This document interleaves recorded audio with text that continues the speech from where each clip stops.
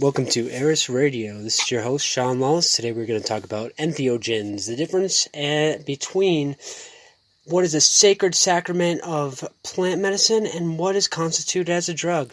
I'm here today with Dr. Reverend, Saturday. What is your name now? Dr. Reverend Sataruday, Wizard at Law. Dr. Reverend Sataruday, Wizard at Law. And Keeper of the Sacred Cow. Yeah, Keeper of the Sacred Cow, supposedly. Anyway, so Saturday, can you tell us anything about what an entheogen is? An entheogen is, as opposed to just a generic party drug, it is something that, let's break down the Greek here. En means inside, and theo means God. Gen means creation. So it puts the gods in you. Basically. It allows you to see and interact with them. Nice. And as opposed to a classical drug, what would you say a drug is classified as? A drug is something that you simply do for your own entertainment, which, personally, I've got nothing against. However, it's one of those things where, you're not really getting any new information from it. Okay. So, we also want to preface this with, we at Eris Radio neither condemn nor condone the use of mind-altering or mood-altering substances. He may not, but, ask me personally. But good thing that you're not part of the Eris Radio staff and you are a guest co-host. That's right. But first, since this is Music for Discordians, we're going to listen to a little song called Savage 512 by BBQT. This is Eris Radio.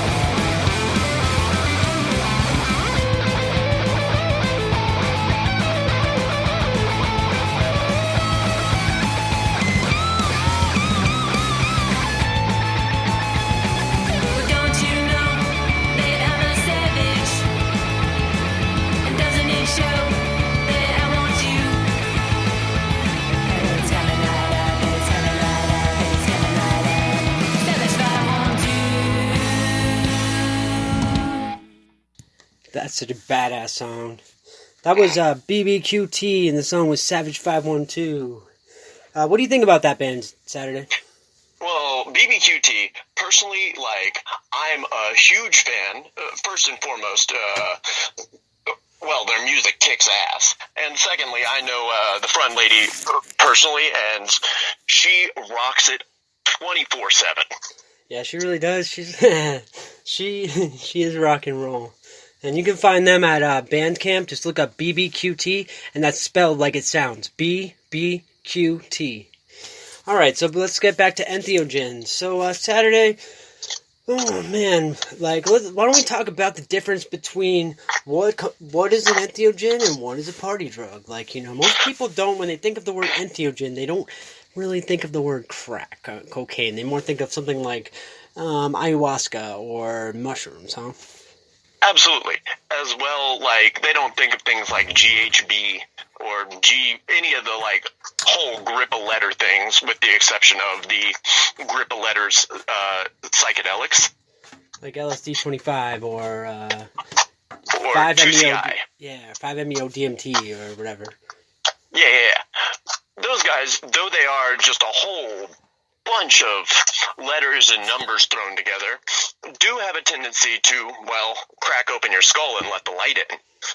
Yep. So, all right. So let's say, so would you say that I don't know, where do you want to go with this? All right. So I'm going to reinforce the distinction between party drug and entheogen. If you're using LSD to party, you're using it all wrong. That's like seeing a hammer and going, everything's a nail. This is incorrect and disrespectful to the chemical itself. That's true. And, there's a big thing about it. They talk about set and setting when you're talking about psychedelic trips, right? Oh, absolutely. There were multiple times when, my experiences with Salvia divinorum, a deliriant psychedelic, put you right out of your head.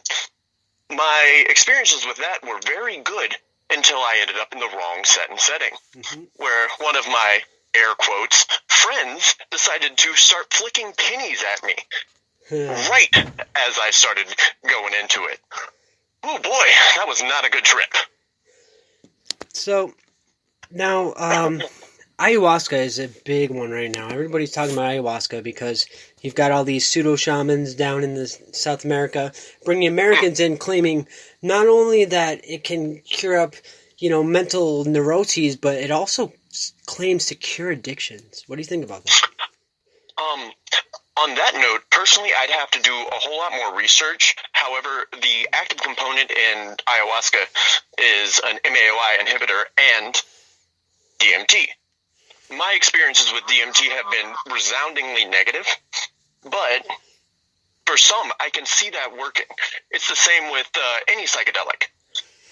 As long as it gets you out of your normal mode of perception and breaks the bars of the iron tower you're in, then you can see a way out.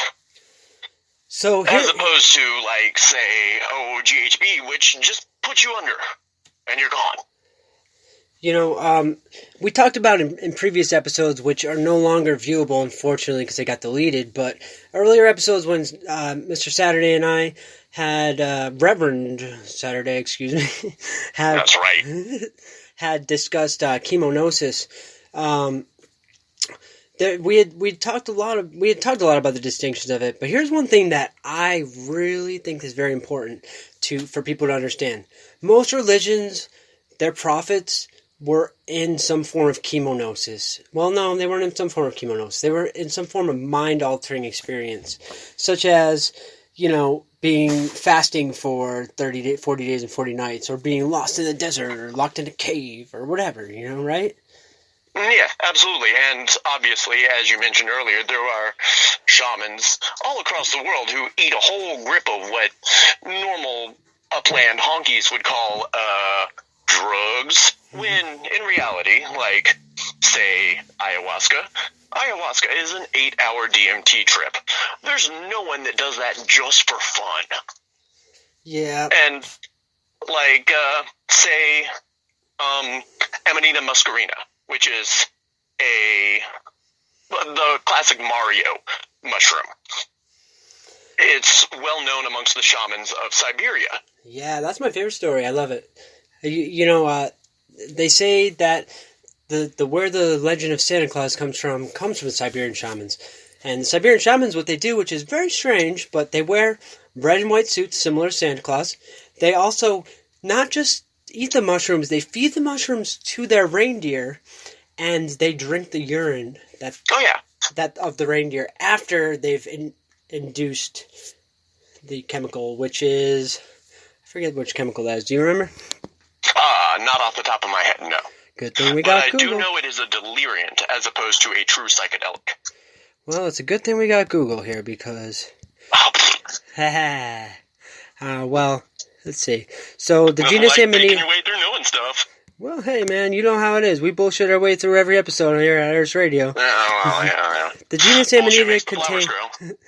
The genus Amanita contains about 600 species of Adrix, including some of the more toxic ones. And so I guess we better look up Amanita muscaria. Okay. Sorry, guys. This is our first episode in a few months. So, continue to awe us with all of your magic knowledge of Siberian shamanism, Saturday. Oh, okay.